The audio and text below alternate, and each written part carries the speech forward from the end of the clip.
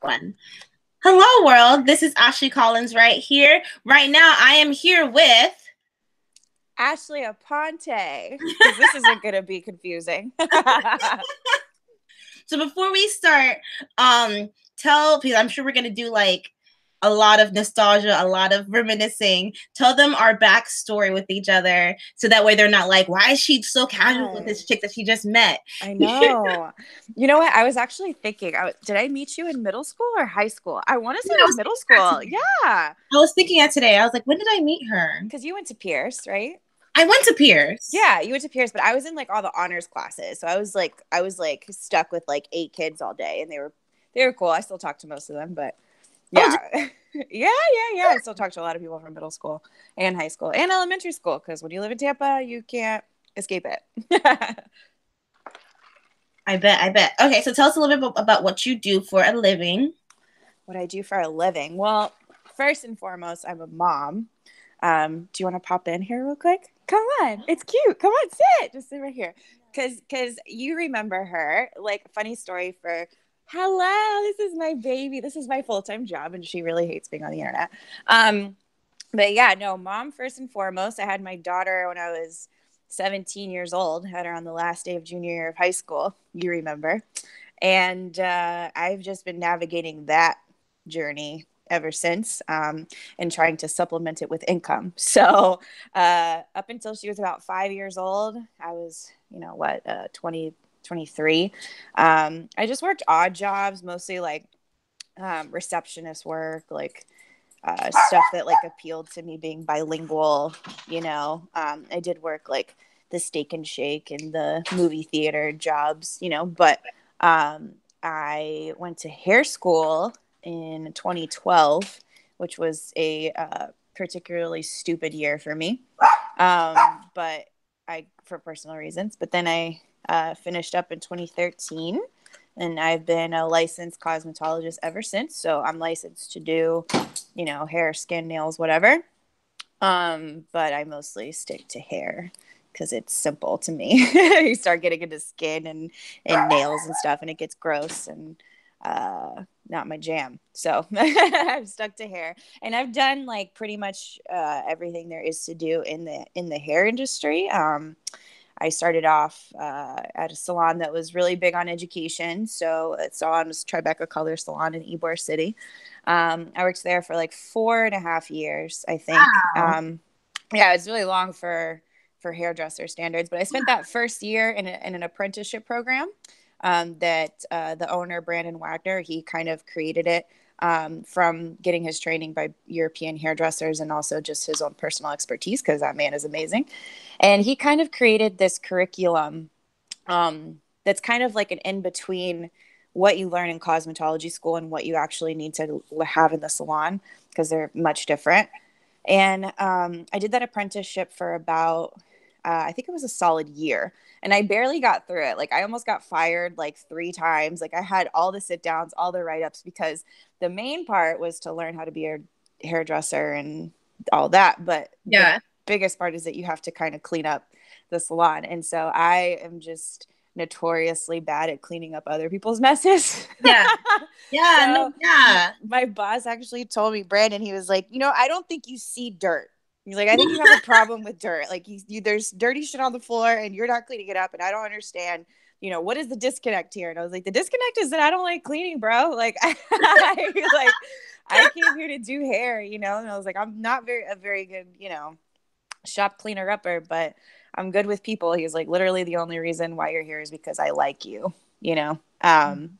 So yeah, I barely got through, but I did get through. And finally he gave me my own chair. And I was there for about 3.5, 4 years after that. Just building, my clientele, building my skill set. I started to sort of specialize in textured hair, ethnic hair, if you will, curly hair, braids, things like that. I'm not really good with extensions. I don't like extensions, too much money. Too much on the line. But I think that we looked it up, and like at least 70% of my clientele is men, which I always thought was interesting. And I always like wondered, as like, are they coming back for me? Are they coming back for these haircuts? I don't know, but they're my bread and butter. So Yeah. I also did a lot of, balayage and all the Pinterest stuff, and I did a lot of fashion shows, a lot of photo shoots, Wow. a lot of charity work with um, sex trafficking, victims of sex trafficking, homeless kids, not homeless kids, homeless people, foster kids, just you name it. So that pretty much is what I would say is my platform and my foundation for hair, everything that I know I learned in that salon. I got really familiar with some brands, which is really important, because if you affiliate yourself with a brand, you get, education, and then you become an educator. And that's kind of where you get the fun part of being a hairdresser, like the travel and, all these cool experiences that I got to have after that. But that is where I started. Yep. What made you leave there? What made me leave there?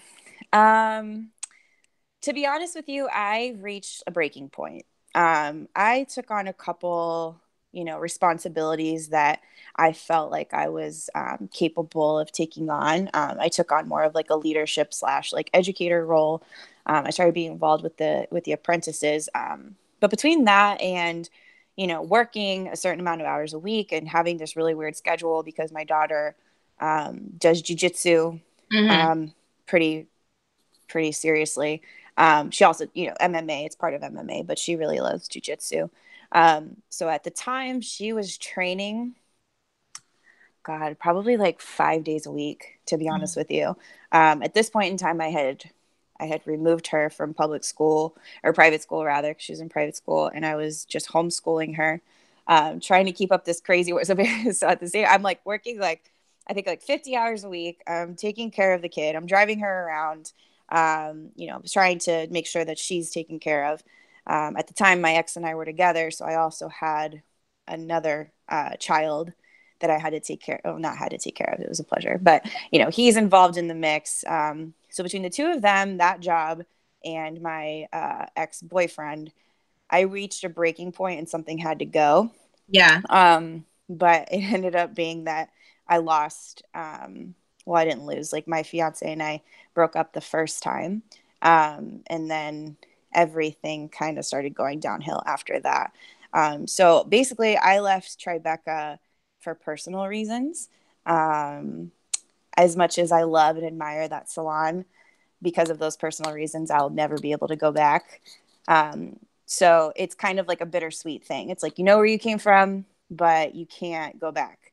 So it's Yeah. just one of those Yeah. things. Yeah. So that's that. Okay. So, well, I think you kind of answered the second question, but if you want to add more to it, tell us what you're most active, passionate about now. Right now, hair has never been my passion, and I need to say that No, because a lot of people, no, really. seriously, a lot of people go into the industry and like, I'm really passionate about hair, right? And that's beautiful. Uh-huh. But hair is attached to people, and we often forget that these aren't models, these aren't mediums, these aren't people that, come with nothing. The hair comes with something. So I've always been more involved with the actual person. Like I feel like my appointments are almost like therapeutic for me and whoever's is in my chair. I learned so much from just hearing people's stories and everything. So I did get involved with a lot of charity work in Tribeca. But when I left there, I went to LA. I got a really sweet gig in LA, and that was pretty awesome. But LA, like, LA is a theme park. no. LA. There's nothing like Los Angeles, to be honest. I thought I was ready for it. You know what I mean? Like I walked in with this like bad bitch mentality, like I'm gonna take over LA. You know what I mean? I'm gonna do. Absolutely not. Absolutely not. I got lucky.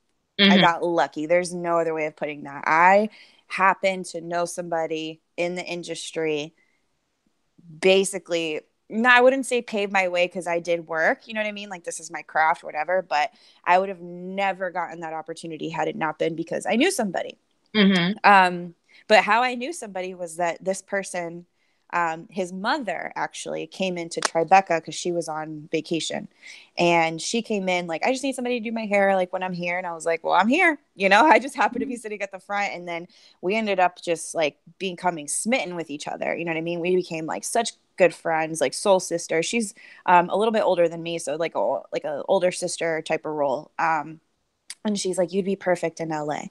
And I loved it. I mean, I hauled my daughter out there. We both fell in love with it. We were California dreaming. There's nothing about like the West Coast is a magical place. I lived in Redondo and spent a lot of time in Hermosa. So I was mostly in the beach cities, kind of a little bit far removed from LA. Mm-hmm. But once you go to LA, it is exactly what you think it is. I mean, there is just so much style, so much culture, so much attitude. No one really looks like you. You know what I mean? Like everyone is kind of doing their own thing. And it's huge. But a lot of the culture, a lot of the culture that I experienced was just kind of a shock to me. First of all, everyone has these earphones in. Nobody is talking to each other. Mm-hmm. Everyone's just kind of doing their own thing. Everybody's on the phone talking to like their agents or whatever. Mm-hmm. And I say that like not everybody has an agent, but you know what I mean. Yeah. A lot of people put a lot of effort into looking cool. Mm-hmm. Um, a lot of people care about labels. They care about who you hang out with. They care, it's a very like a facade. There's lots of facade there. Once you start talking to people and you get down to the nitty gritty of it, sharing hearts, almost nobody is from LA. Like everybody that I met was like, well, I moved here from, wherever because I wanted to do X, Y, and Z. And you met a lot of, people trying to make it big in the sports industry, not just as athletes, but like agents. And I met a lot of, up and coming producers and a lot of coming rappers and a lot of people that were trying to do styling and of course, lots of hairdressers.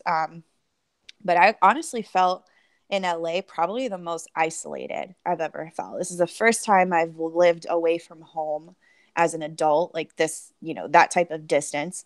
Obviously, like I have my daughter and I have a somewhat, formidable support system in Tampa to where I can work and also be able to take care of this child. But it was like it's not that I had nobody, it's that the people that I did have were just busy, so it was like I was either with them or home, Mm-hmm. so through that, I did get a pretty sweet gig as an independent contractor for Walt Disney Productions, which is really cool. I worked for a lot of, well, not a lot of, I worked mostly with the cast of the Fosters. Um, Not the whole cast. We did meet everybody and like go on set and all that stuff. And that was a magical thing, being able to go to Warner Brothers and walk around where La La Land was filmed. This is before La La Land, but Yeah, yeah, yeah. well, no, it actually wasn't because I watched La La Land on the way back home from LA, crying my eyes out, like I just anyway. So, but I got to do that, and it was a magical time. You know what I mean? It was just a time where I was like driving down the street listening to like Boys in the Hood every 10 minutes because they love their West Coast rap, um and California love, and just really falling in love with California. But coming in, it was an experience. But as far as LA goes, I would work there, but I wouldn't live there again. It's really expensive. um it's hard to find people that you trust there. Mm. It's better for work. So nowadays, my sights are set on Portland, Oregon, because it's still the West Coast. It's still that type of mentality, but Oregon is on some other shit, and it's awesome, and I want to be a part of it. Can you Nice. give me a charger or no? Tell Yeah. us, tell us about your mental health journey. My mental health journey. Well,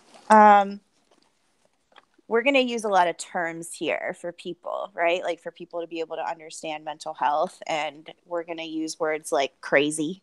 And we're going to use words like a manic episode and depressive episode.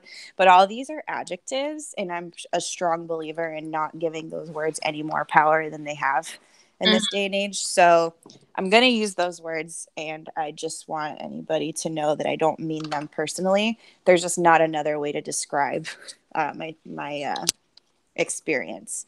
So let's start when I was a kid, I guess. I always knew that there was something off about me. You know what I mean? Like I would have to plug in my phone. Sorry. No, no worries. I would and actually have, yeah. Can you still hear me? Yes. Okay. I would like listen to kids talk, and I wouldn't really like understand what they were saying, if that makes sense. Like the way that they would talk and the stuff that they would talk about, um, it just didn't resonate with me. So I always knew that I was like weird, right? As I got older, I just realized that I was a lot like smarter than your average bear. So it's not that the kids were talking about things that I didn't understand or talk about I just wasn't interested in like the things that they were talking about. Like I didn't watch cartoons very much. I didn't go outside and play very much. I was kind of like an isolated kid. I read a lot of books, listened to a lot of music, hung out with my grandparents, you know, so I was just a kind of a weird kid. I also had, I would probably say a lot of like PTSD issues from some trauma that I experienced as a kid.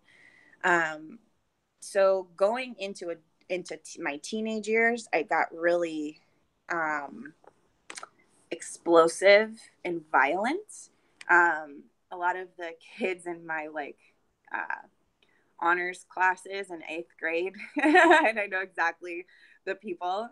Danny for sure. I don't know if you remember Danny Infante. Yeah. Yeah, Danny Infante got so many books thrown at his face. You know what I mean? Because he and I, like, we were like, you know, we were cute together, and I got so mad at him so much. I would just fucking launch like science books at his face, and like, it was a joke after a while because I just had this like explosive type of anger personality. My parents did this ping pong thing with me, where one of them couldn't handle me, and then the other one couldn't handle me, and this one couldn't handle me. So I spent a lot of my childhood and my teenage years kind of dealing with that. So, but that allowed me, I lived in Richmond, Virginia for a little while and got to know what real racism is, which was awesome.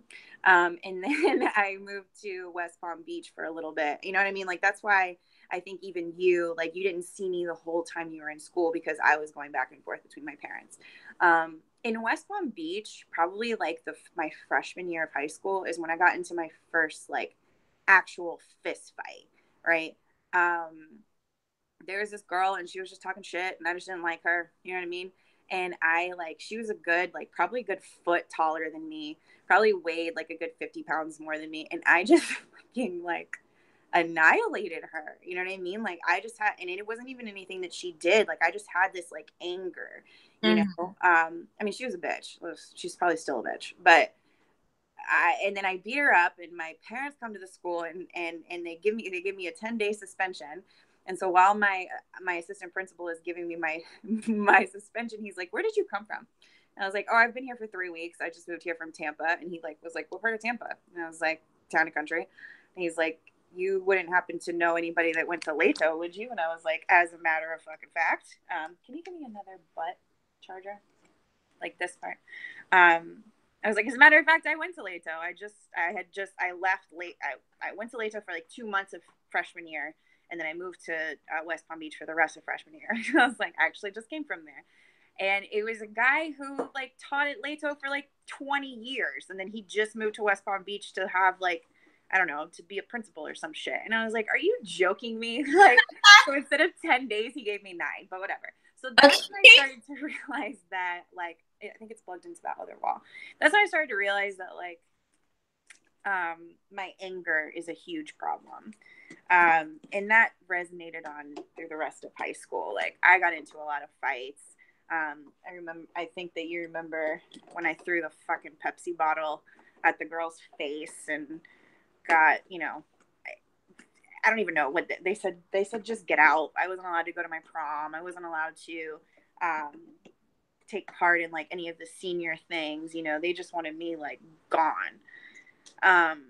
So right around, I would say like the breaking point for my mental health was when I had my daughter. Um, After I had Kylie, I had I had, what is that shit called? Postpartum. Postpartum. Thank you. I had depression really, really bad. I don't remember the first like 3 months of her life, to be honest with you. I hear stories about it, and it's embarrassing still to this day to hear about like some of the things that I did. Like I was just manic. Um, it's not Kylie, a destructive type of manic where I don't know, my decision making was like mostly affected. But I gotta think like I'm 17 years old. How well do 17-year-olds make decisions anyway? And then I just went through this like harrowing life experience. I just had a baby, you know what I mean? Like an adult after having a baby is like, what the fuck? So like I said, I just always thought that there was something like wrong with me specifically. You know what I mean? Like, and that manic episode after I had my daughter led me to my first Baker Act. I was Baker acted for, I think it was 4 days. Um, and it wasn't effective at all. Like I just was like talking shit to all the psychiatrists and the social workers. Like, I'm not giving you a shred of information. Nope, I'm still fucking crazy. Like, you want to medicate me? I ain't taking nothing. Like, I was just so defiant. Like, they had to throw me in a padded cell and like inject me with some calming fluids. You know what I mean? And I like passed out for 2 days. And it was that was my first stint into a mental health facility. And I knew that I never wanted to end up there again, because it was like everything you think it is on TV. It was a nightmare. Like people just being able to pick you up and throw you around and hurt you and not care that you just had a baby and give you a bunch of meds and not even know what the fuck is wrong with you. That was my first stint into all that at 17. So I spent the better part of my adulthood trying to control myself. Very shortly after high school, well, after high school, we partied a lot, didn't we? We partied a whole bunch, and it was great. I was the first one with my apartment. I was the first one, with old enough friends to be able to buy alcohol. And for like a year and a half after high school, we just partied our asses off, didn't we? And then I broke up with a bunch of my friends. I did a couple of things that some of my really good friends are still not able to forgive to this day, and that's okay. And I got married. I got randomly married. Oh, what? You remember that? Like, no. I got married. Yeah, dude. I got 19 or 20 years old. I married. We started dating, and a month later he proposes, and then 3 months later we get married, and then 8 months later we are divorced. Like it was bam, thank you, ma'am. Yes, it was. Yeah. So that was crazy. And but it was weird is like I think I was just searching for some type of stability, you know what I mean? And my ex-husband was like awesome, like he was an awesome guy. He was involved in the church. That's what got me really into like church, and like learning more about the Lord and everything in the word. And I started becoming active in like the worship band. We did a lot of missionary stuff. We like did a little bit of touring. It sounds like perfect. What made you guys end it?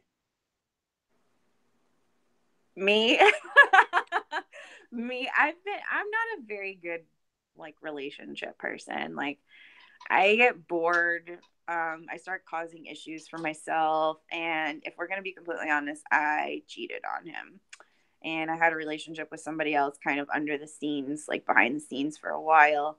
But I continued that relationship with that person for 5.5 years. So I did my best, like I took that learning experience from my failed marriage and really tried to like apply all those principles to this relationship. But ours was a very toxic relationship. I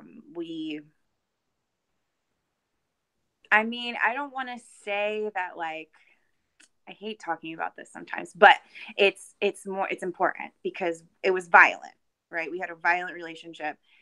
I would say that I was probably the instigator of it because I would know like what buttons to push, you know, like you're not shit, fuck you, get in somebody's face.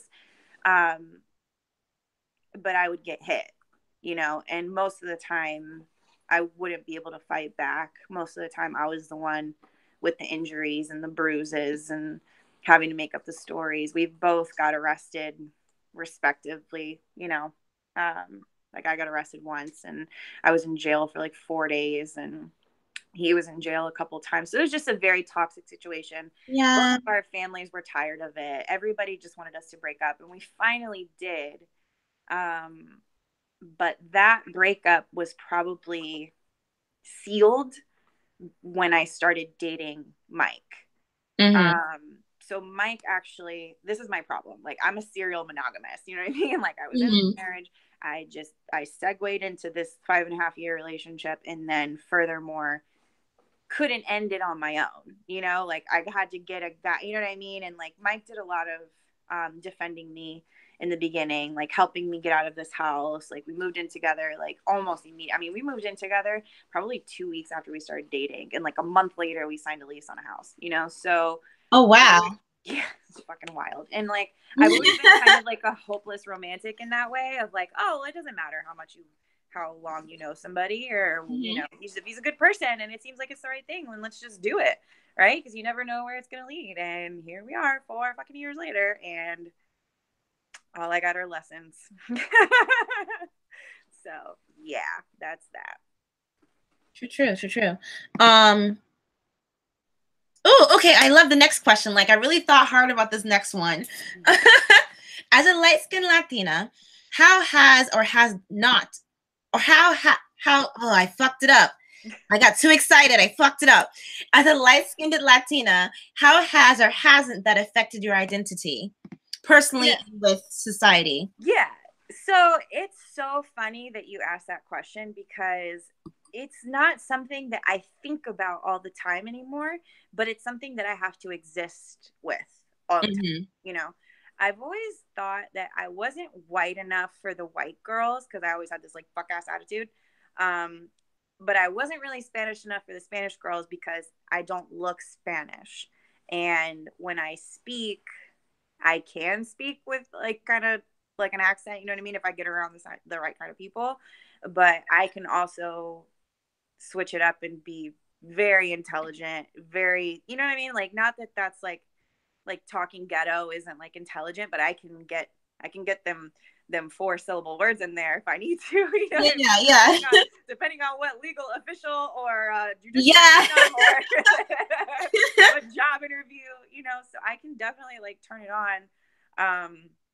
I would say that it's kind of like people look at you like they think it's like you're not white and they'll say this to you like it's not offensive, you know what I mean? It's like, well, you look really white but like you have a really big butt and like, you know, you have an attitude, you know, you're really sassy, like that can't, you have to be something else. Well, thank you. I am obviously white, right, in color, right, but that does not describe my experience whatsoever. I grew up in a Spanish household where nobody spoke English. Like I was their interpreter for the most part. You know, I grew up speaking both like every single day and eating Spanish food every single day and going to school and like seeing all these colors in front of me and seeing all these cultures in front of me. And it was nothing that ever really like affected me until I got older and girls started becoming more nasty and like girls would, you know what I'm saying, girls in middle school just get jealous for nothing and they'd be like, what, you're white bitch ass, da, da, da, da. It's like, why is that okay to say that to me? You know what I mean? Like, first of all, why is it okay to say it to anybody? But why is it okay to say it to me? Because I cannot reiterate enough that I am fucking Spanish. Like, I cannot tell you enough times that I am Cuban. I look white because my mother is white. She's some fucking weird Middle Eastern mix of shit that I just say is like Lebanese or Greek, depending on how I feel. You know what I mean? Like, because I don't know. You know what I mean? Like, I just don't Yeah. know. But I am my mom's spitting image. Like, I look just like her. I Mm-hmm. do not look like anybody in my family. Like Mhm. you put us all in a lineup and oh, that's Ashley, because I'm literally the only one that's mixed with American.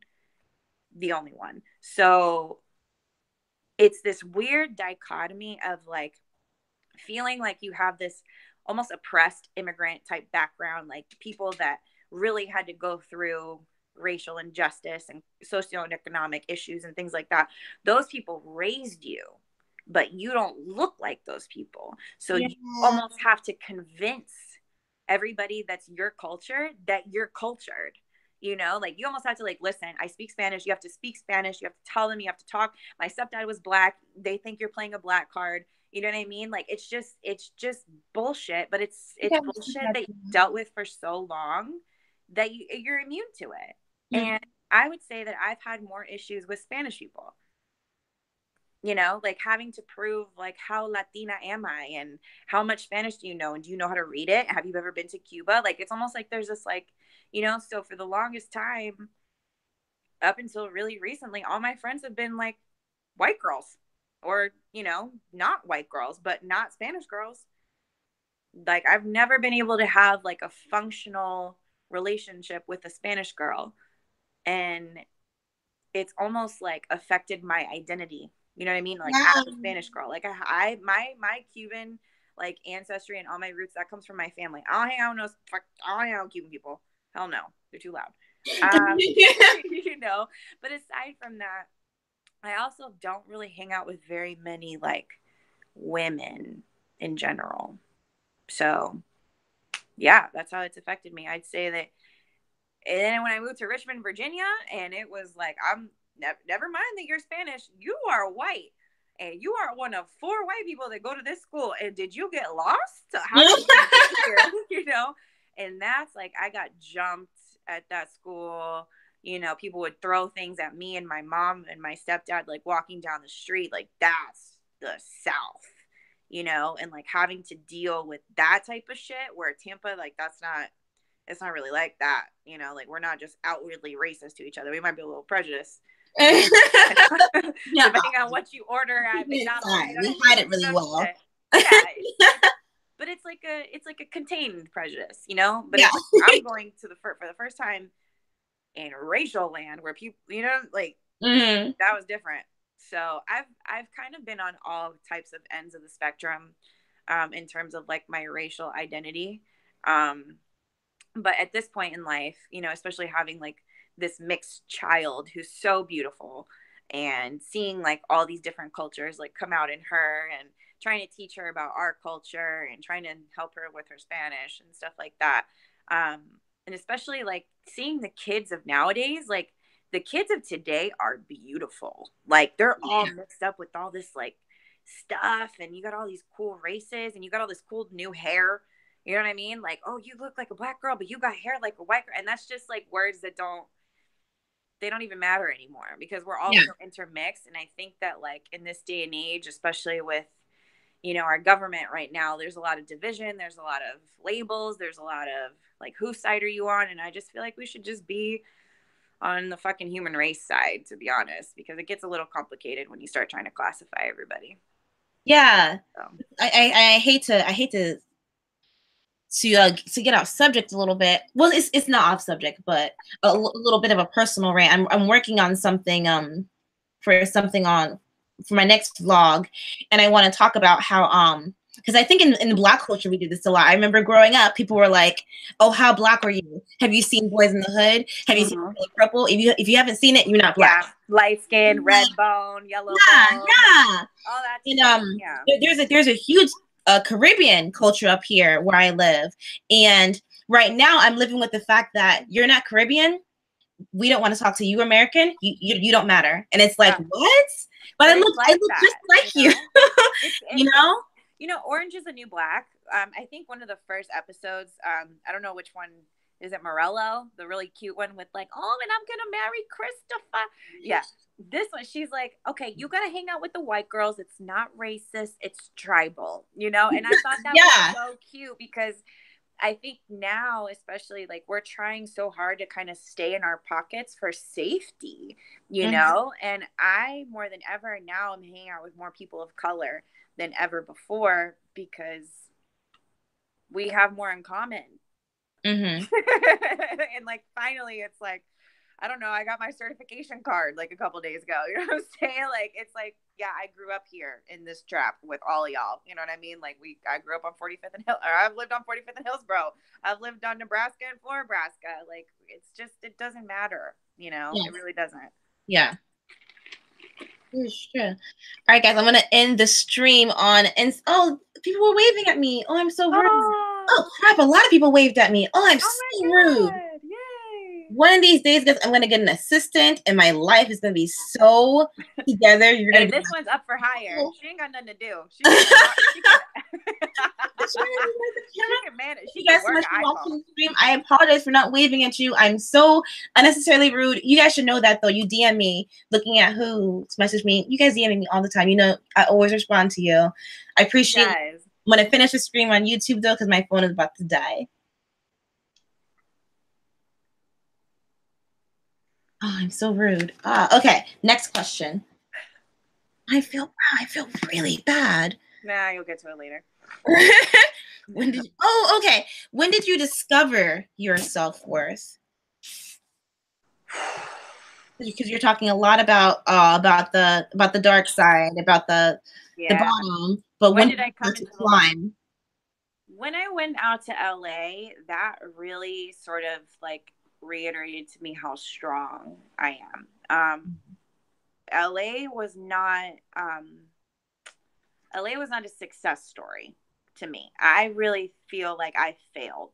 And that's crazy. You know what I mean? Like, I have photos on not me, but I have like people on red carpets, and you know, I have like, I'm published in some, you know what I mean? So it's crazy to me even still that I look at LA like a failure, because I didn't do what I wanted to do. Like, I wanted to get my own place. I wanted to stay there. I wanted to have my kid do jujitsu in the best countries in the best gyms in the world, aside from Gracie Tampa. And it didn't work out. Like, I couldn't figure it out. I didn't have the resources. I didn't have the money. I didn't have like the clientele. It was just, I couldn't figure it out. So I came back home. And when I came back home, that was definitely it was probably 4 months of like the worst depression, hands down, that I've ever dealt with. And I've been depressed, you know what I mean? Like, I've been more manic though. Like, I have more episodes of mania. I don't really get like super, super depressed like that. But I came home, Mike and I got back together. And for those first 4 months that I was home, I was on like watch, you know what I mean? Like, I slept all day. I wouldn't go outside. I wouldn't do my hair. I didn't want to work. I didn't want to do anything. I just was just in bed, just going through it. I didn't talk to anybody. Nobody even knew I was here. It was rough. What made me get out of it, first of all, Mike during that time was incredibly helpful. You know, he made sure that I was eating. He made sure that I had like things to do. Excuse me. But shortly thereafter, my dad and my stepmother split up, and they've been together for 20 years. Oh, wow. And thank God. Oh, just kidding. Yay. God, it's over. And I don't care. Fuck that bitch. Okay. Like, my dad and I got rid of her ass. Okay. Like, I helped him through, you know, her moving out, her taking my brother and sister and not letting him see that, you know what I mean? Like, just like grimy stuff that everybody does when they break up. Having to help him fill his house back up with furniture, having to teach him how to do laundry, how to help him make rice. You know what I mean? Just these little day-to-day things that he didn't really know that he had to do. And so helping my dad through his breakup and his, like, you know, divorce. They weren't married, but you know, there's a lot of paperwork when you're not married. And having to help him through that put me in the background. You know what I mean? Like, put me in all my issues. It's like, my dad's way more important, you know, cooking and taking the food over to him every single day. You know what I mean? Just being there as much as possible. When my brother and sister finally would come over, helping them with my brother and sister. My brother and sister are 15 and 4. So I have like young siblings. And then finally, you know, going through the legal process of dealing with that really just showed to me how much my dad valued me. You know what I mean? My dad's not very expressive. That's who raised me. You know what I mean? My dad and my grandparents and whatever. That's who raised me. So my dad's not very outwardly expressive of love. Um, but having to be all that we had in this time really kind of reiterated to me how much I meant to my dad, how much he believed in me, how much he valued me. So that really showed me a different side of myself, like being able to put my problems like way, way behind me and just figuring out. So after my dad's like separation got finalized, it almost like revived me. You know what I mean? I was like, I'm better than this. So I started just doing whatever I could for money. You know, I worked for Nordstrom from home for a while, you know what I mean? Doing Nice. customer service, like whatever, you know, but I didn't want to be outside. I didn't want to be involved with people. I didn't want friends. I just wanted to be alone. Um, I got in a really weird place too, because I wasn't happy with myself. I wasn't happy with my situation. I wasn't happy with this relationship. This past Christmas, and I love Christmas. Okay. Like I have a Christmas tattoo. Like we were not playing around with Christmas. I love Christmas. This past Christmas was whack. You know what I mean? Like I cooked dinner on Christmas Eve and Christmas Day so that my family could have somewhere to go. So my dad wouldn't be alone. So my kids would have that, but I wasn't feeling it.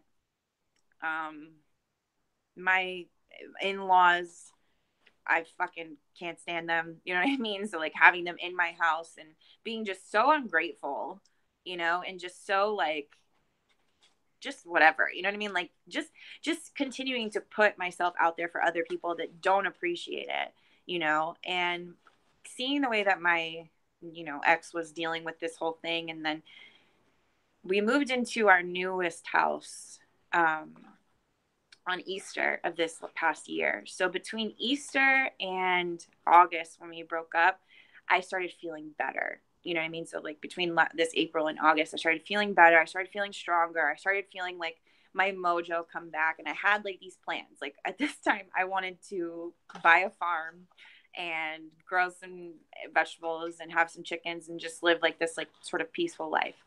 Apparently that is not what the plan was. I was not we had to update that plan. So my self-worth was realized when I started realizing that my relationship was taking a toll on me and I wasn't getting shit out of it. So I put on my big girl pants again after a year. You know, we tried to hack it for a year. And you do not know a person until you break up with them. I'm a firm believer. Yeah. The person Yeah. that Say it. Say it. you do not know how ugly can get until you break up with someone. Mm-hmm. And let me tell you, girl, like between that first breakup a year ago and this breakup, I'm so much better. And like, I know that I'm so much fucking better than that bullshit. You know what I mean? Like, I should not have made myself go through that relationship for 4 years, but I still did because I love this guy, whatever. I love this life that we had. So like my self-worth has been most realized like now. You know what I mean? Like, and that sucks that I'm going to be 30 years old in January and I'm just now realizing like my value. And this is what I'm trying to teach this little, you know what I'm saying? Like I'm trying to teach her like 12 years old, like you are so special. You are so pretty. Like you're so special. You're so valuable. You're so different. You are so like purposeful. Like all you have to do is just figure out who you are. I keep putting you on at the wrong time.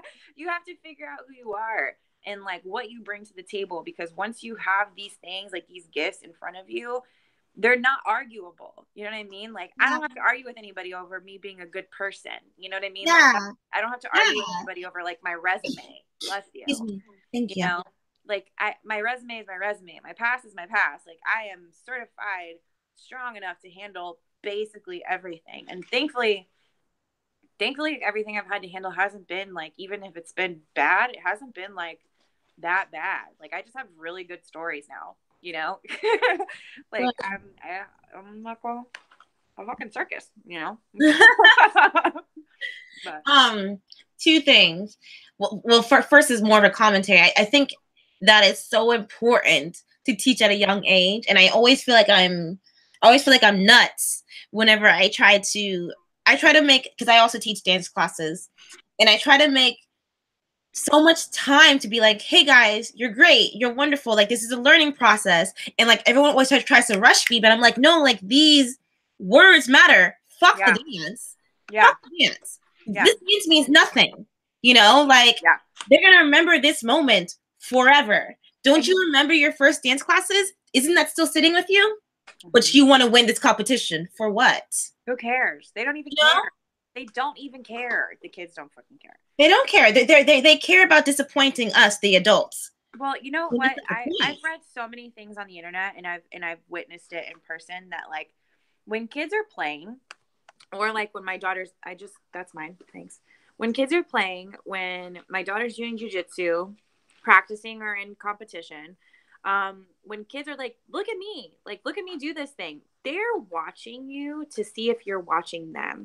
Like they Yeah. want you to like they want to impress you. And Yeah. what sucks is that most of the times you have to witness these kids looking back at their moms, and their moms are busy on their phones. Mm-hmm. You know, and it's such a heartbreaking time period to be like an innocent bystander when people just hand the kids the tablets at the dinner table, or like when you guys are out to eat and like all the kids are just engrossed in like whatever the hell it is that they're watching, and their parents are sitting there trying to have a conversation. Like, no. No. Like, my daughter and I are so in each other's shit, it gets old. You know what I mean? Like, we're just not like that. You know what I mean? Like, my daughter would rather hang out with humans than be on the internet, and I love that about her. You know? All right.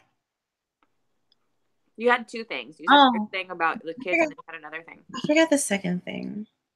I suck. I should really. I need to start writing things down. I'm starting to become more forgetful, but which is good because like that means I have like lots of thoughts going on in my mind. Mm-hmm. So that's good that like I have a lot going on. It means I'll You never. definitely you need a note. You maybe need to write it down. You need an assistant. Assistants are great. I need an assistant. You have no. I need a new journal. Like I'm probably not going to get anything for Christmas from anyone, so I'm probably going to buy myself a journal. I'm probably gonna get you a journal if No, that's don't say that. You're definitely gonna This get is a like journal. gonna be my first Christmas alone, and I'm really freaking out. No, Christmas, dude. I'll have an orphan Christmas in Tampa, and we'll gather up. um, how do you? So I'm going to revise the next question. The for those of you that are watching, the next question was, what did you learn from California that you want to bring to Florida? And I want you to answer that, but I'm also going to add to that, how do you control your ego? Because like you have great experience, and I'm sure that in Florida we do not appreciate. No. Nope. Yeah, no, no. Um. So I wouldn't say the takeaway from in California, I worked a lot with the foster care system. Because the actor that I worked for mainly was his name is Hayden Byerly. He plays Jude on The Fosters. I don't know if you've watched that show or not. A lot of people watch the fucking show. Okay, so I watch the show, but she loves the show. It's like it's not my demographic. It's okay, but they handle a lot of issues on the show, like homosexuality, trans rights, foster care stuff, immigrant issues, sexism issues. It's a great show. But he has a charity called Hayden's Hope Totes. Hayden's Hope Totes. And what they do is when a child is removed from their home by Child Protective Services, they are given a trash bag to put their belongings in. So in this already harrowing experience, a kid should not really be toting around a trash bag. So what Hayden does is he makes these, he provides them these really big, really beautiful tote bags. He doesn't put anything in them. Sometimes if we get a donation for like, toothpaste and things like that, but we try to leave them empty because he wants the kids to be able to fill them up with whatever they want. So they immediately go to like the toys and the pictures of their mom and things like that. And it's like, okay, well, you need underwear, you need underwear, you need socks, you know? So it becomes like almost like a distraction, you know what I mean? Like, oh, I got a bag, you know? So I did a lot of, I did a couple events with them as far as like outreach. Like we went to this like foster care day where, you know, lots of people are giving away free stuff and everything. But we also went to like little churches or a little church where it was just like a couple families that all took care of all these foster kids, you know? So he did a lot. This kid is brilliant.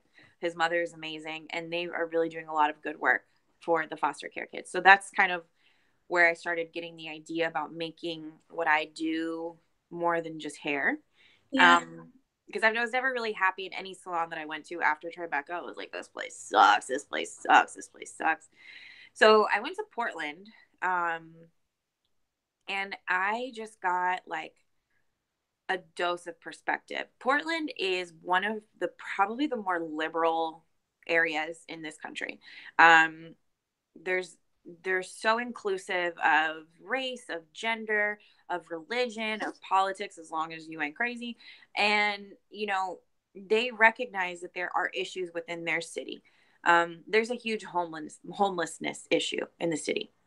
Lots of veterans on the streets, lots of people on drugs, lots of prostitutes. So what is really cool is that there's almost like an underground railroad of resources underneath the government and the social workers that are just kind-hearted, compassionate human beings providing resources to these people on their own cost. There's a restaurant in first of all the city this the neighborhood in Portland that I you know was a part of is Kenton. Kenton is in North Portland. There are people in Portland that have no idea where Kenton is because it's a historically Black neighborhood. So on this particular street, there are only 2 Black-owned businesses left after the gentrification. The housing market has gone through the roof. You know, people are looking to sell more than they're looking to invest in like sort of redoing these buildings. You know, Ybor is kind of going through something like that right now. Yeah.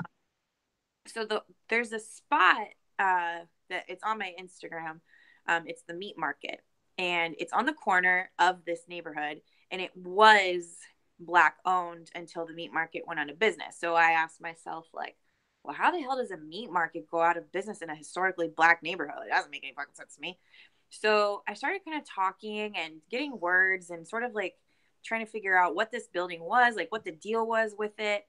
And it's vacant, and they don't really want to fix it. So it can't be up to code to be a meat market, but it can definitely be up to code with very minimal investment for a hair salon. So I kind of like set my sights on this place. I was like, dude, In I Oregon? want this.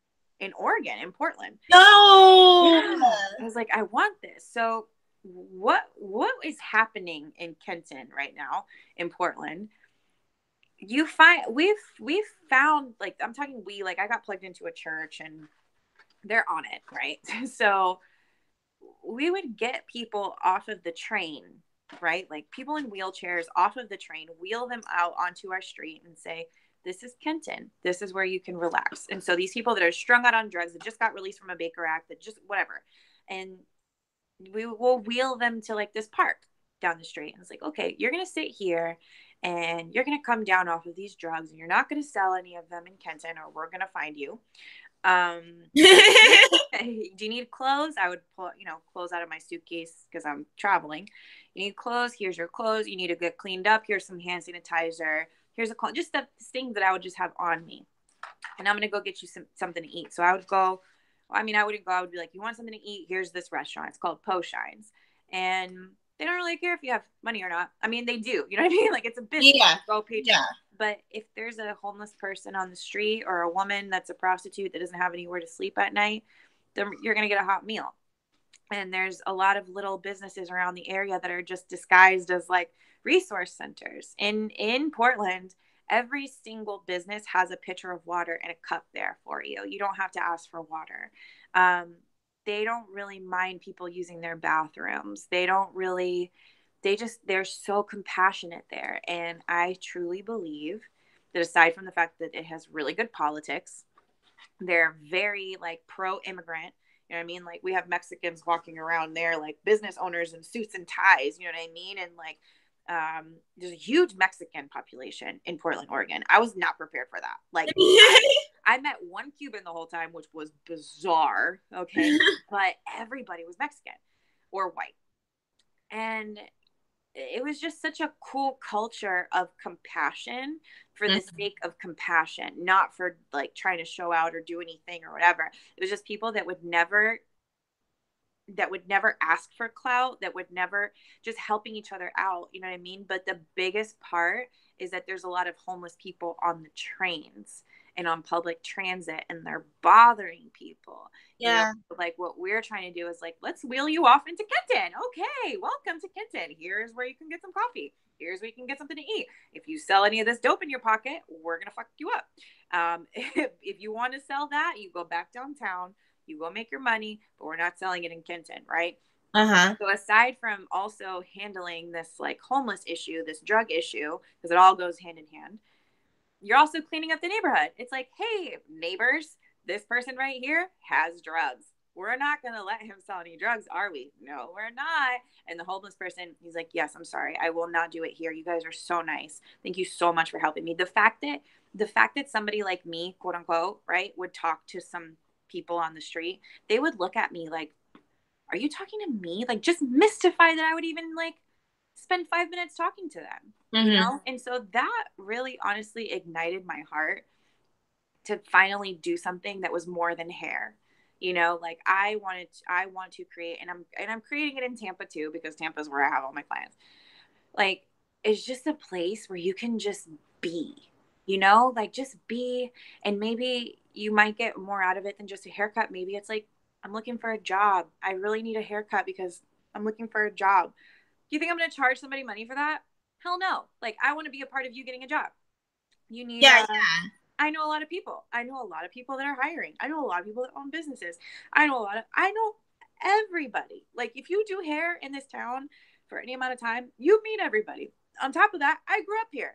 So I feel like Tampa is not the place for that. You know what I mean? Like, Tampa has a long way to go before we can cultivate this, like, community of compassion, whereas like Portland is already on it and they just need like additional soldiers. So I would say the way that I control my ego is I've been hungry.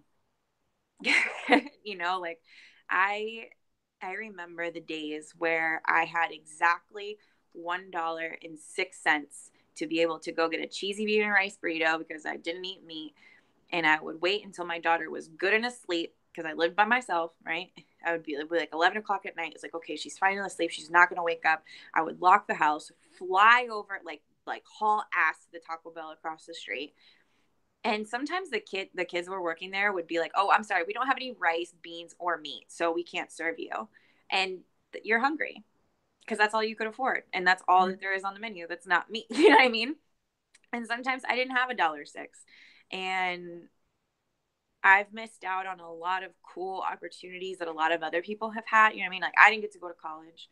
I couldn't figure out how that was going to work. I've missed out on a lot of trips.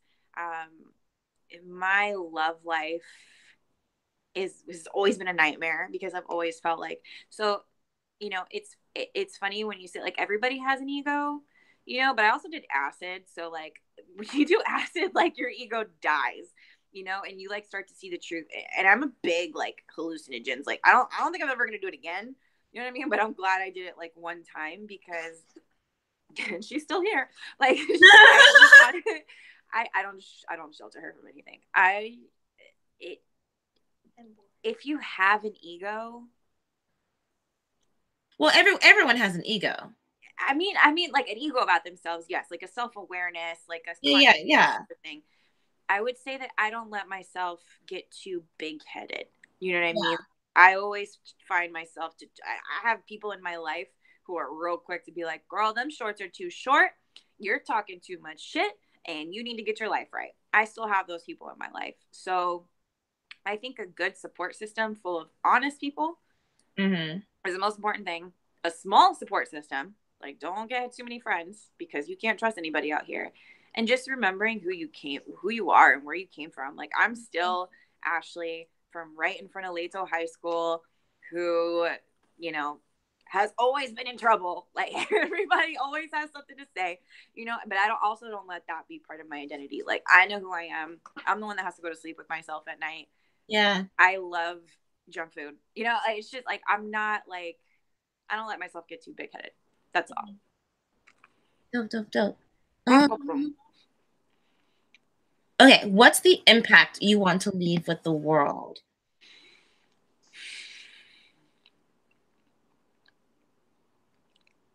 That's a big one. I've been trying to like think about that answer, but we just got to care about each other more. You know, Yeah. we got to stop talking shit on the internet. You know what I mean? I talk a lot of shit on the internet, when we're wrong, right? Like, that's like the whole platform of my social media. But I call out bullshit. You know what I mean? Like, I don't sit here and write like ambiguous, generalized Facebook messages so that people wonder what's wrong. I'd rather just tell you what's wrong. Yeah. I just think that a lot of us are hiding behind who we think we are. And I think that with women, especially right now, men we have a lot of issues with men in society right now. And I'm not exactly only on the feminine side. You know what I mean? I feel like there's been a pussification of the male race for a long time. And it's hard for real men to like shine right now. Yeah, yeah, yeah. You know, like, because dudes do this and dudes do that. Well, bitches are fucked up sometimes. Like, girls do awful things. I hate to cut you off right now. Don't cut me off. Spanish teacher, wrestling coach. What was his name? The wrestling coach. The Spanish teacher. Yes, what was his name? Oh my God. I don't remember. But you know who I'm talking about. It's in my head. Like, his little stocky self is in my mind. No, tall though. Tall. Tall? Because I was thinking about him yesterday. I don't know why I thought about him, but I don't really hang he out with came a in lot of class wrestlers. one day and he was talking to us about these kids that weren't his, but these kids that had been murdered, and he was crying. And I was like, I have never seen a grown man cry before, and I was so confused. Because whenever my brother cried, it was always, don't do that. Boys don't cry. But then here's this grown ass man crying, and I'm like, I don't know how to react to this. It's uncomfortable.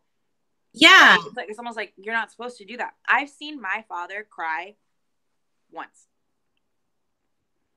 Why? Mm-hmm. Why? Yeah. Yeah.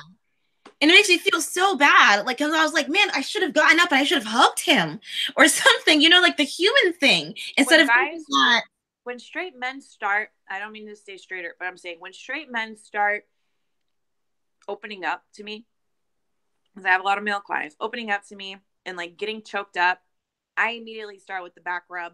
You know what I mean? Like, I try and keep it as like platonic as possible, but like, there's not enough of that. Guys are isolated. Guys don't get in with other. They start talking about girls. They talk about whatever, but they don't sit here and do this. You know what I mean? Like, I think men need to figure out that they are better in numbers, and iron sharpens iron, and like have these talks, especially about mental health. That's why, like, when Kanye came out with all his shit and Kid Cudi, you know what I mean, like, started coming out about their mental health issues, especially in the Black community, bro, there's got to be a different conversation. Like, we have to be more open and honest and compassionate with each other. And there's not a good reaction with that. No. It's not. And as a result, we get this culture of guys thinking that we're to blame. You know what I mean? Oh my God. Yeah, it's always the woman's fault. Of course. It's always our fault. And because mom. It's exactly like the problems of the mother carry on into it. You dated mama's boys, okay? I've dated mama's boys. Yeah. You are undoing the mistakes of their mother. Like, it's crazy. That's why from now on, you got to have a real good relationship with your father. Like, you gotta know your dad.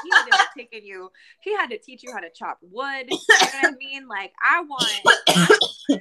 That's so funny that you say that, because my ex had a huge problem with his dad. He hated his dad. That should have been like a fucking warning sign. Oh my God. I missed it. It's okay. I was distracted because he had pretty eyes. You know what? They ain't ugly. They're never ugly. But that's why also, like, the same thing. Like, you have to get, like, you know, these girls on Instagram are real pretty nowadays. You know what I mean? Like, young girls, like, starting off like 16, 17 years old, look like grown-ass women, you know? And especially now that you can pay to have your body look like whatever you want it to look like, now more than ever, y'all, like, it is not, we are all going to rot and wither away in the same way. Ain't none of us gonna look 20 when we're 90, okay? What matters is, like, what's inside. And I feel like so many people are so worried about what's on the surface and not worried about what's going on. And it's like, there are so many good guys out here who will never get the type of, you know, glory, I guess, that they deserve, because they're not fuck boys. You know what I mean? They're not like dope boys. They don't have this street ass mentality. Most of them are in school, you know? And I feel like if we all just became more compassionate, it would be okay. Like, we would be better people. Our nation right now is not preaching compassion, is not preaching, like, come together. It is divide and conquer. So if the government wants to divide and conquer, then that should be a huge signal for everybody to just start getting together and having these conversations. You know, that's what I want to leave with the world. Awesome. Before you go, other than the fact that if you remember his name, like, let me know, because I don't know, maybe I want to reach out to him. I don't know. I have my yearbook somewhere. I'm gonna look up. Oh God, here, isn't it? Burn. I need to everyone in Brent. We are so tragic. I'm telling you, we have aged. Oh, look at us! And I was like, wine. Please don't send me this kind of stuff. First of all, did you go to the reunion? God, no. Did you?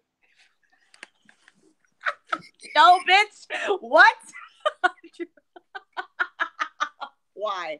Why on earth would I do that? Hell no. I got an invite, kind of. You said again, you got an invite, kind of? Sort of. It was like, yeah, you could come. What? That's stupid. It's still high school. What are you gonna do?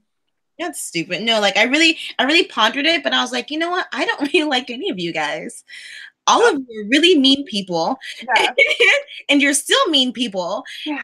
And if I want to talk to you, I will probably talk to you. Like, I still talk to, like, I talk to Robbie Arnold all the time. Remember when you lost? No, not on the internet. No, just say it now. Say it. Yeah. Okay. It's going to be exposed one day. Ashley Collins and Robbie Arnold were neck and neck, okay, for the presidency of the senior class. And Robbie Arnold, I don't know what he did. He bound together all his, like, skateboard homies. Can you start over again? Because if we're gonna do it, we might as well say it.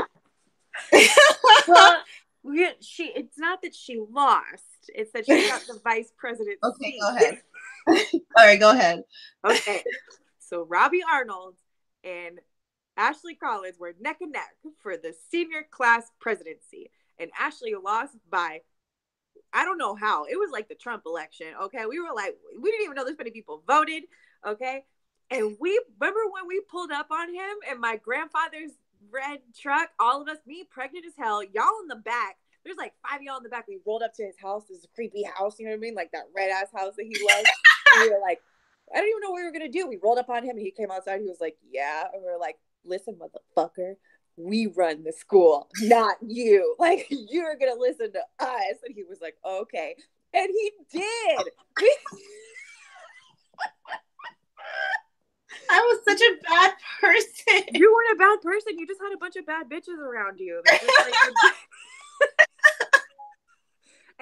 And then and then you became, no, but didn't you become like president of like student council instead? Like vice president. No, I was like, I don't know. I don't remember. No, and I was just there causing problems. I didn't even have an official, I think I was like the treasurer or something. And then they were like, "No, this bitch is too wild. We could not have her running. We could not have her running anybody's show, much less the senior show." But I planned that prom, didn't I? You did.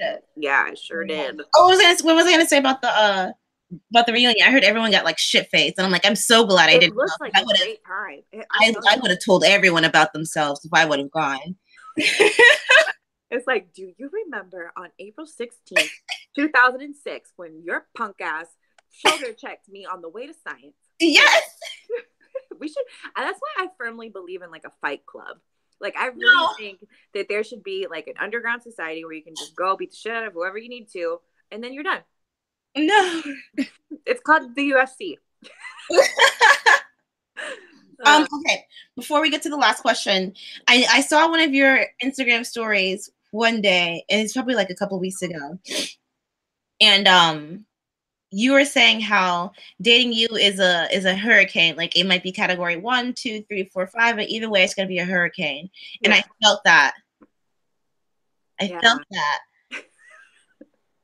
I think dealing with me is kind of, I mean, most of like my close friends that I've had to like depend on. She says, "Tell me about it." Okay. I just feel like it's hard for me to tone it down. You know what I mean? Like I'm so like amped and like passionate all the time, and I have things I want to do. It really is like dealing with me, dating me especially. Like I have left such a lasting impression on like I've only had like three boyfriends or fiancés or husband, whatever. Of only 3 dudes have been in my life as an adult. That's kind of a lot. You know what I mean? Like I feel like it's I mean, well, I think like for me as like a mother, especially like a single mother, the standards are higher for me for some reason. Society, right? Like you're not supposed to bring a bunch of dudes around your kid. Obviously, you're not supposed to like get involved with a dude. Obviously, but I've had 3 very long monogamous relations. Well, I don't know about that first one. That was done in a year, but between my second ex and my third ex, that's 9.5 years of time right there. You know, so like those are my only frames of reference, and neither one of them want to talk to me. Like neither one of them want anything to do with me because they were wrong. You know what I mean? Like they were wrong. Relationship number 1, not relationship number 1. We're not gonna talk about my marriage. We're gonna talk about relationship number 2 after the marriage, and 5.5 years of hell. Yeah. Okay. I mean, that makes sense why he doesn't want to talk to you. That. Yeah. And then now he's the one. He's actually the one that said that shit about like, oh, you can act like this is your mental health, but you're actually just selfish and fucking. I mean, like that was from my second ex-boyfriend that I didn't talk to anymore. You know what I mean? And now this one, I already done put that dude on blast enough for everybody to know what that story is.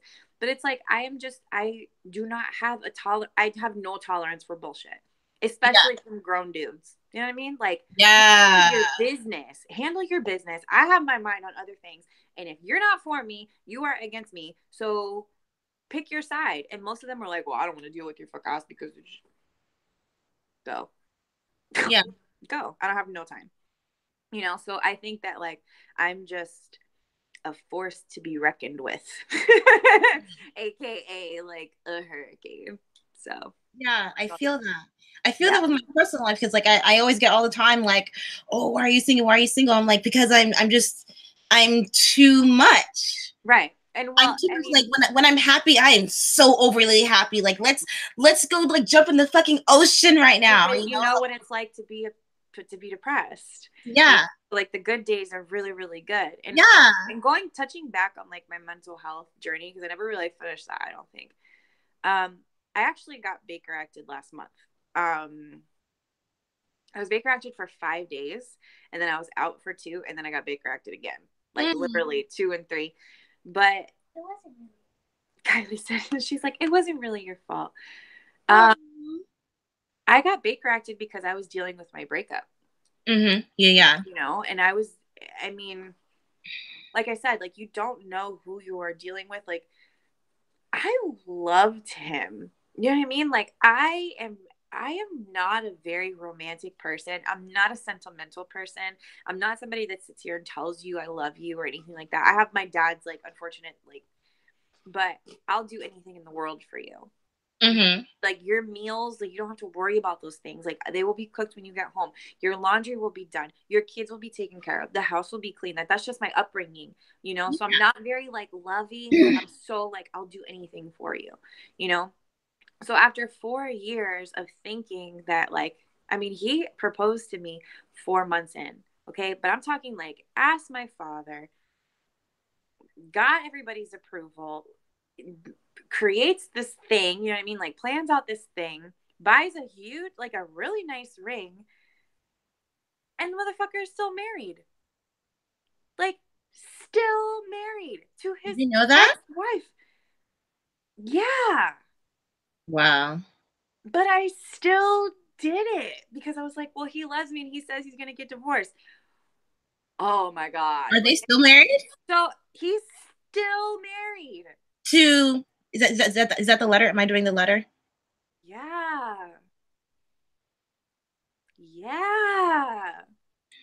Where's my wine?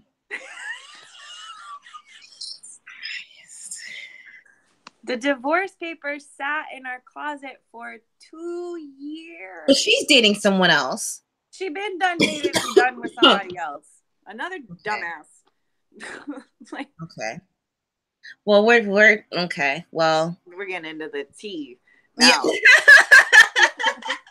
But that's what I'm saying. Like mental health. Let's push it. Mental health. Oh Let's yes, talk yes, about yes, shit. yes. It's Imagine, fun. you know what I Yeah. mean? Imagine, and then you're the crazy one that needs to leave your house. And this is in my name, so I'm keeping it. Like we bought a car together. You know what I mean? Like we finally bought like a nice car together, and he put his name down on it, Shut up. but I put the money down, and I don't have a car now.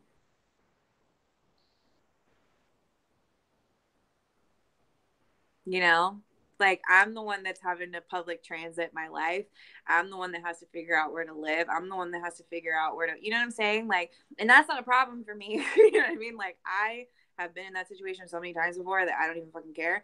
But think about trusting someone with your life. Okay, your life, they to the point Yeah. where you are ready to share your life together, like you already are. You know what I mean? Like a ring, a piece of paper, anything could not have made us any closer. Okay, because I know the things that we used to tell each other by ourselves, and we had our lives planned out. And then I got tired of waiting. I got tired of waiting for this divorce. I have right now a wedding dress sitting in my father's closet, ready to go. It's been ready to go for almost a year now. What do you want me to do? You know what I mean? Like what was I supposed to do? Like wait forever? Like Yeah, of wait for course. him to figure his shit out? On top of that, let's not even touch about raising the son. You know what I mean? Like raising his son. His mother does not have him as much as we have him. I'm the one dealing with his school stuff. I'm the one that's buying all his school supplies. I'm the one that's buying his clothes. I'm the one that's cutting his hair. I'm the one that's seeing if he wants to do extracurricular activities. I'm the one that's trying to figure out his health issues. Like trying to raise two children that do not like each other as brother and sister. Oh You know wow. what I mean? That's kid stuff. But I mean, like 4 years, for almost like 4 years, and then I've been in his life, like little Michael. You know, I've been in his life since he was born. Like I was in the waiting room waiting for him to be born. You know what I mean? And so like for this huge part of your history, like how many pictures are we in, Mike and I, from when we were 17, 18, 19, 20, 20? You know what I mean? Like we've been in each other's life for so long that I cannot believe that this person doesn't exist to me anymore. Like, and on top of that, he has a really bad habit of going after my friends when we're done. Okay, the reason why I can't go back to Tribeca anymore is because he decided to sleep with some of my coworkers. Awesome. And the reason why I have one less friend now is because on Sunday I went over there to go get some of my stuff and she's in the fucking house. Like, what? You know what I'm saying? Like, and then people wonder why the fuck you're crazy. How could you not? How could you not be like, how many people would go in and out of that house and just grab some things and talk some shit and wave goodbye? Like, I should have dragged her ass out by her hair. You know what I mean? But I didn't because my friend told me a mantra. My best friend Stephanie told me a mantra the other day. She goes, it's like I am above, I don't know, negative shit. You know what I mean? Like I am so much like more, I can't remember, I have to look at my phone, but I'm so much more than the shit that's trying to drag me down that I'm not going to let it drag me down. Yeah. So back to the bullshit.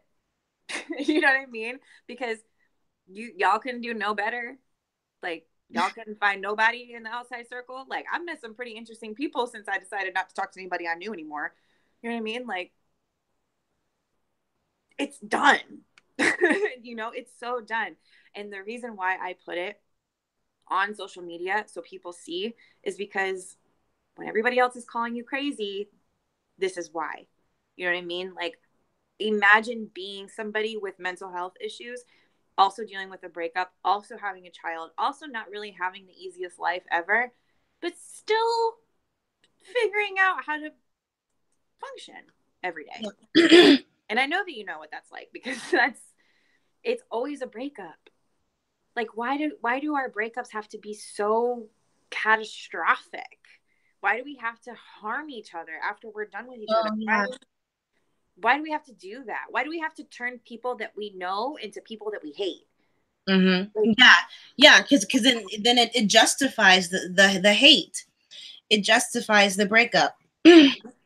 Yeah. And you want to do heinous things and maybe I've smashed a couple mirrors. I don't know. But they were my mirrors.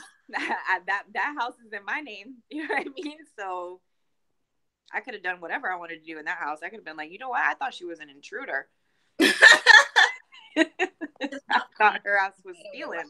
I didn't buy it. Just with my dog there, you know what I mean? Like my dog's witnessing this shit show. I'm worried about my dog. I think my dog needs therapy. Oh no. So, yeah. And that's why even people are like, "Oh, why don't you just ever go back home?" Like there's nothing for me but like you think I'm at rock bottom now? Oh my god. I'll never leave the house. I'll never do anything. I'll just lock me up and put away the key then. And it's crazy that like home, that like definition of home has that type of connotation for you. Yeah, yeah. It sucks. I don't have a home. I say that I'm like that's home right there. Like she's home. Wherever we are is where we are. I love just traveling and having like the real experience of things anyway. So I mean, what is being homeless these days? That's just camping. Yeah. Yeah. Yeah. I was thinking on my walk today, I was thinking to myself how I don't have an emergency contact because like I really don't. I really don't have anyone that I can actually rely on.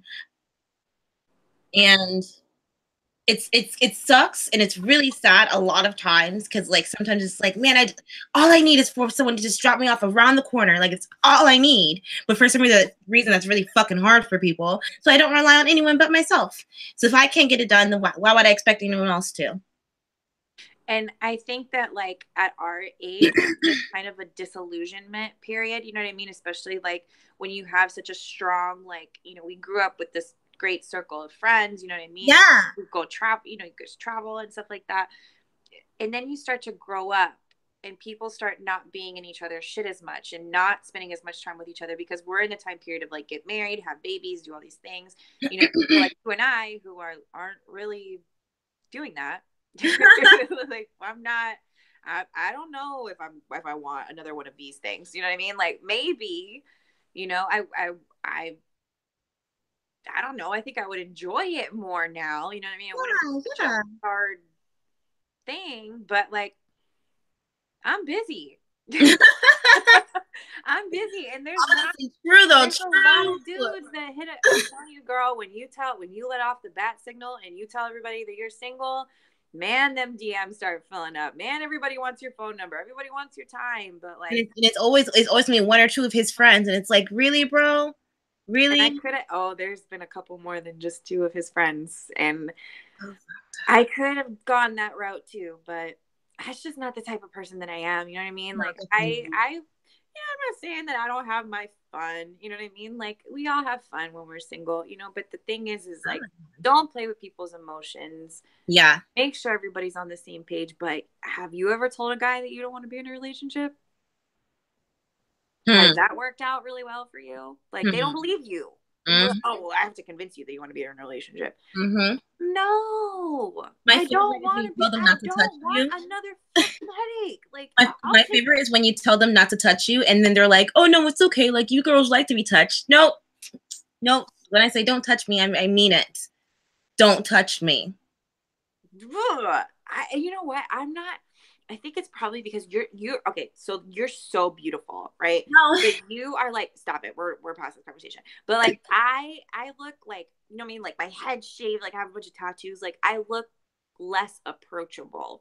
You know what I mean? So I feel like people probably don't mess with me, but I talk to everybody. Like I'm really friendly.